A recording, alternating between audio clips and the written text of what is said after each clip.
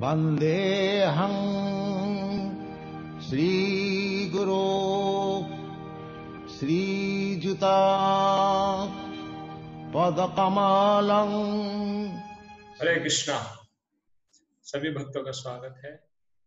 इसके बाद जो वर्णन आता है इस गुरु परंपरा में, वो आता है अक्षोभ्य तीर्थ जी का।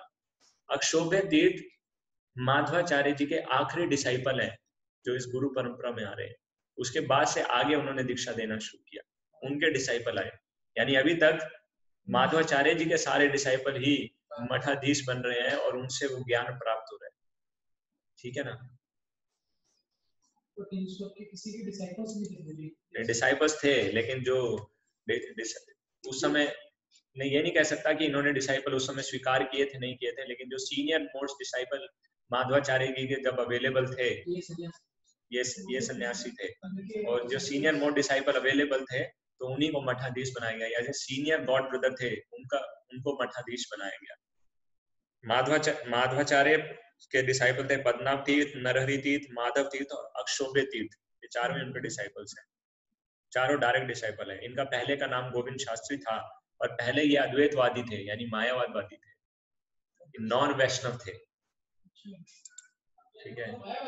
हाँ, और हाँ, मायावादी थे, नॉन वैष्णव थे, उत्तर कर्नाटक जिले से आए थे और इनको पेजावर मठ का तीर्थ बनाया गया था और इनको अज विठल डीटीज दिए गए माधवाचार्य जी के द्वारा।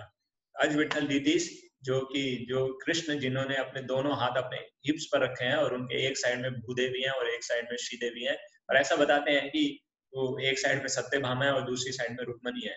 तो कुछ भी हो, दोनों में अगर देखा जाए तत्व की दृष्टि से कोई भेद नहीं है।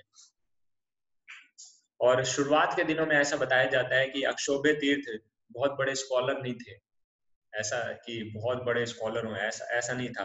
लेकिन फिर भी ऐसा नहीं है कि जो शुरुआत के दिनों में अगर हम देखें कि इतना ज्ञानवान नहीं लग रहा है या ऐसा लग रहा है कि इतनी अच्छी भक्ति नहीं कर पाएगा तो उसको डिस्कार्ड कर दें, छोड़ना, इसमें प्रभु वो पोटेंशियल नजर नहीं आ रहा है और उसका त्याग कर दिया जाए, ऐसा नहीं है। तो शुरुआत के दिनों में बहुत बड़े राइटर नहीं थे, और बाद में ऐसा बताया जाता है कि उन्होंने माधव तत्व सार संग्रह नामक एक पुस्तक लिखा था, जिसके विषय में आज हमें कुछ प्राप्त नहीं होता है, सिर्फ नाम बाकी है।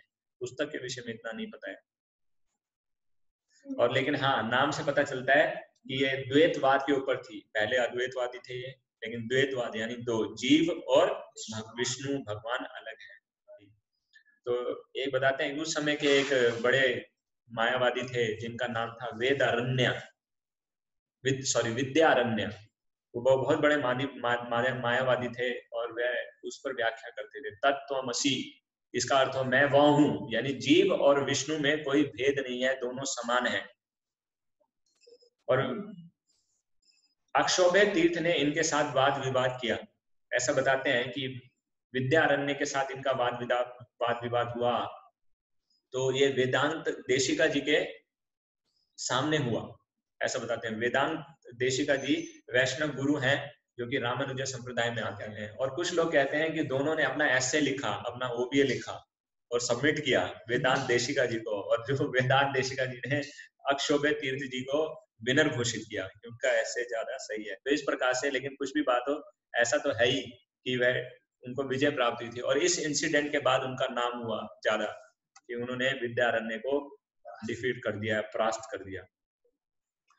और जो ये वाद विवाद की हम बात कर रहे हैं, ये परंपरा आज भी वहां पर देखी जाती है। उस अद्वैतवादी आज भी आते हैं उस मठ में, वो चर्चा करने के लिए, वाद विवाद करने के लिए, लेकिन आज तक ऐसा नहीं हुआ कि वो कभी भी इस बात में जीत हासिल कर पाए हो। लेकिन आज के समय में भी वो आते हैं वार्तालाप करने के लिए। हारना, कुछ लोगों का हारना अच्छा लगता है, इसलिए बार बार आते हैं हार के लिए।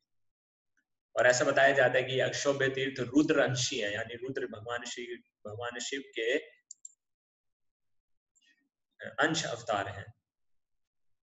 और फिर कुछ समय बाद वह पंढरपुर नामक स्थान में, पंढरपुर जहाँ पर भूमि रथी रिवर है, महाराष्ट्र में एक स्थान है जो कि जन्म स्थान भी बताया जाता है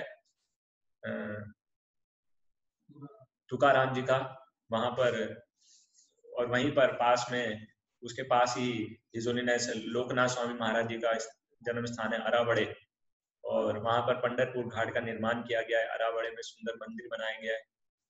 और तुकाराम जी जो कि विट्ठल की पूजा किया करते थे, महाराष्ट्र के बहुत बड़े संत हैं, ऐसा बताते हैं तुकाराम जी के लिए सशरीर विमान आया था उनको ले जाने के लिए। भागवतम में कथा नहीं है तुकाराम जी की।